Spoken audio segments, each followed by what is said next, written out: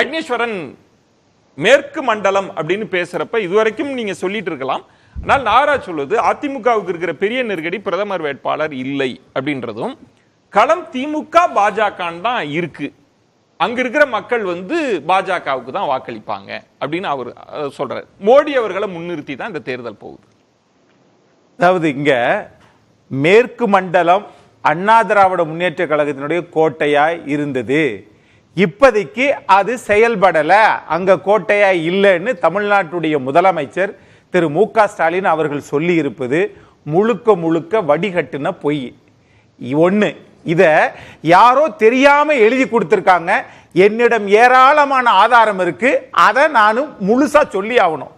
அத்திக்கடவு அவிநாசி திட்டம் 1652 கோடி, ஏறத்தாழ 70 வருஷமா நிலுவையில் இருந்தத மாண்புமிகு முதலமைச்சர் எடப்பாடி பழனிசாமியும் முன்னாள் அமைச்சர் சுகுணாபுரம் பழனிசாமி வேலுமணி அவர்களும் இவர்கள் 2 பேருடைய அதிதீவிர திட்டத்தை நடைமுறைப்படுத்தி காட்டுது. 95 விழுக்காடு முடிச்சது. இன்றைக்கு முன்னாள் முதலமைச்சரும் இன்றைய மாண்புமிகு எதிர்க்கட்சி தலைவரும் எடப்பாடி பழனிசாமி எல்லாரும் பேசும்போது நீங்க பேசும்போது நான் குறுக்கிட மாட்டேன். நான் பேசும்போது நீங்க குறுக்கிடாதீங்க. 70 வருஷம் சொன்னா எப்படி இது பிஜேபி பேச மாதிரி இருக்கு? இல்ல ஒரு பாயிண்ட் என்னன்னா, நீங்க பிஜேபிக்கு ஆதரவா பேசுறீங்களா? இப்போ 70 வருஷம் நீங்க பிஜேபிக்கு ஆதரவா பேசுறீங்களா? முடிச்சோம் சொல்ல முடியும். நான் திட்டத்துக்குள்ள வேண்டாம் அக்னீஸ்வரன், ஒரே பாயிண்ட். இல்ல இல்ல 30 வருஷத்துக்கு பின்னாடி கோயம்புத்தூர் எப்படி இருக்குமோ அது அளவுக்கு செஞ்சு முடிச்சது அதிமுக அரசு சார். ஷியாம் அவர்கள் கோடிட்டு காண்பித்தார். உங்க கருத்துக்கு வலு சேர்க்கிற மாதிரி அதிமுக ஆட்சி காலத்திலும் சேலம்னாலே பாலம்ன்ற அளவுக்கு நடந்து. நான் ஏன் கேள்வி என்னன்னா, இப்ப நீங்க எதுக்கு ஆர்வமா இருக்கிறீங்கன்னா திமுகவுக்கு பதில் சொல்றதுக்கு தான். இடையில் நாகராஜ் சொன்னதுக்கெல்லாம் பதில் சொல்ல மாட்டீங்களா? அது தமிழ்நாட்டுல எதிர்க்கட்சியும் இல்ல ஆளுங்கட்சியும் இல்ல. அப்ப நீங்க ஏன் அதுக்கு ஏன் பதில் சொல்லுவாங்க? உங்க ஓட்டெல்லாம் அங்க வரப்போகுதுன்னு. இப்ப நீங்க அப்படி சொல்லாதீங்க சார். தமிழ்நாட்டுடைய முதலமைச்சர் திரு மு.க. ஸ்டாலின் அதிமுகவினுடைய கோட்டையாக இப்பொழுது இல்லைன்னு தான் சொல்லியிருக்காரே ஒழிய பாரதிய ஜனதா கோட்டையாக நாளை மாறும் முன்னாடி இருந்துச்சு அதனால சொன்னேன்னு சொல்லல. தலைப்பே அதுதான். சரி, இப்ப அண்ணாமலை அவர்கள் 6 தொகுதி நாங்க தான் ஜெயிப்போன்றாரு மேற்கு மண்டலத்துல. வென்றதுக்கு பிறகு அப்புறம் விவாதம் வைப்பமே. ஆனா இன்னைக்கு எதை செய்தோம், அதனால் இது நடந்துச்சு. அங்க உள்ள மாவட்ட ஆட்சித்தலைவர் அலுவலகம் இருக்கட்டும், எஸ்பி ஆபீஸா இருக்கட்டும், அது மட்டுமல்ல சார், நீங்க சிறுவாணி ஆத்து தண்ணி உங்க இந்தி கூட்டணி தானே மார்க்சிஸ்ட் கம்யூனிஸ்ட் கட்சி ஒரு சொட்டு தண்ணீரை தரமாட்டோம்ன்றாங்க. என்ன பேசிட்டீங்க? அப்ப நீங்க கொண்டு வந்துட்டீங்களா? மூன்றாவது கூட்டு குடிநீர் திட்டம். எனக்கு ஒண்ணு புரியல.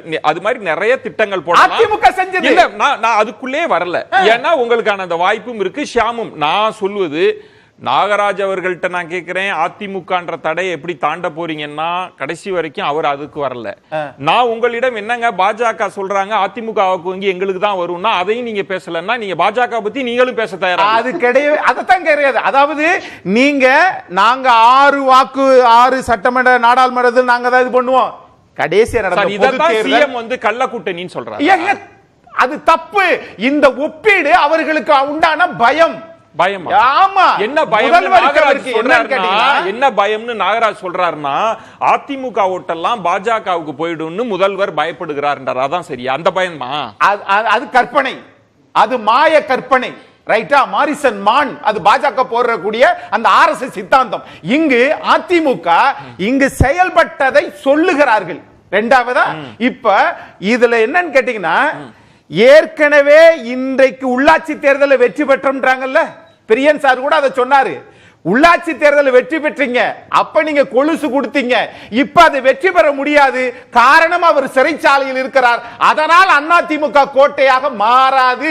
அப்படின்னா இது எந்த விதத்தில் உங்களுக்கு பாஜக கூட்டணியிலையும் இல்ல, அதையும் சொன்னாரு பிரியன். உங்கள்கிட்ட பாஜகவும் கூட்டணியில இல்லையே. அதனால என்ன? அதனுடைய வாக்கு வங்கி என்ன? பொது தேர்தலில் வாக்கு வங்கி என்ன? 2%. அதுக்கு உள்ளாட்சி தேர்தல் ஏறத்தாழ 4.5%, 34% வைத்திருக்கக்கூடிய அதிமுக. நீங்க பாஜக பத்தி என்ன கேக்குறேன்? அந்த குதிரை ஓட்ட குதிரையே இல்லாத குதிரையை ஒலிம்பிக்ல கொண்டு போய் ஓட சொல்லுங்கன்னு இவர்கள் மனரீதியான தமிழ்நாட்டில் ஆட்சி தடம் பதிக்க விரும்புகிறார்கள். அக்னீஸ்வரன், அது நடக்காது. இல்ல, ஒரு இடம்ங்க மேற்கு மண்டலத்துல பாஜக தனது வேர்களை வலுவாக ஊன்றி இருக்கிறதுன்றத கூட நீங்க மறுப்பீங்களா? அது கற்பனை சார். அதனாலதான் திரு சி.பி. ராதாகிருஷ்ணன் தனக்கு போட்டியாக வந்துடக்கூடாதுன்னு சொல்லி சரி. ஜார்க்கண்ட்ல கவர்னர் ஆக்கி விட்டுட்டோம். ஆனால் அதே சி.பி. ராதாகிருஷ்ணன் சொன்னார் இங்க களத்துல நிக்கிற போது திரு எஸ்.பி. வேலுமணி அவர்கள் நீங்கள் கூட வாருங்கள், நீங்கள் வந்தாதான் எனக்கு அதிமுக வாக்குகள் விழும் என்று சொன்னது அதிமுக களம். மறந்துடாதீங்க. சோ இப்ப போட்டி திமுக அதிமுகவுக்கு தான். போட்டி திமுக அதிமுக தான். இடையில நானூறு ரவுடி தான் சொல்லி பாஜக தன்னை பெரிய ஆளாக சித்தரிக்கிறது. இந்தியா முழுவதும் நீங்க வந்து பிரதமர் வேட்பாளர் இருக்கிறதுனாலயே மிக்ஸாம் புயலுக்கு பணம் ஒதுக்கிட்டீங்களா? மக்களை பார்த்துட்டீங்களா? எதுவுமே செய்யல. அது மாதிரி சிறு குறு தொழிலுக்கு நீங்க வந்து ஏதாவது நல்ல செஞ்சிருக்கீங்களா? மின் கட்டணத்தை இலவச கைத்தறிக்கு அதிகமா கொடுத்தது முன்னாள் முதலமைச்சர் எடப்பாடி பழனிசாமி. எதையுமே செய்யாம பாஜக வரும்னு சொல்லி இப்ப வந்து முதலமைச்சர் சொல்லுவது, முதலமைச்சருக்கு ஏற்பட்ட பயம் அதிமுக கோட்டையை திமுக கோட்டையா மாத்த நினைப்பது அவருடைய பேச்சு. அது நடக்காது. பேசலாம் சுலைமான், ரொம்ப நேரம் காத்திருக்காரு. ரொம்ப நான் அடுத்ததுக்கு ஒரே லைன் தான் சார்.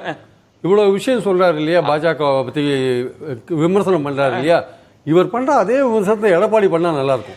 பண்ணுவாங்க சார், தேர்தலுக்கு பிறகு இருங்க சார், அவங்க பண்ணட்டும் சார், பண்ணுவாங்க சார். அதுக்கு பிறகு அதையே நீங்க கேக்குறீங்க. எல்லாமே பண்ணுவாங்க. ஆமா, நீங்க ஆட்சியில நல்லது செய்யுங்க. நீங்க பாஜக அதிமுக பேசுவது மட்டுமே முதலமைச்சருக்கு வேலை இல்ல சார், நிறைய திட்டப்பணிகள் செய்யுங்கன்ற நானு.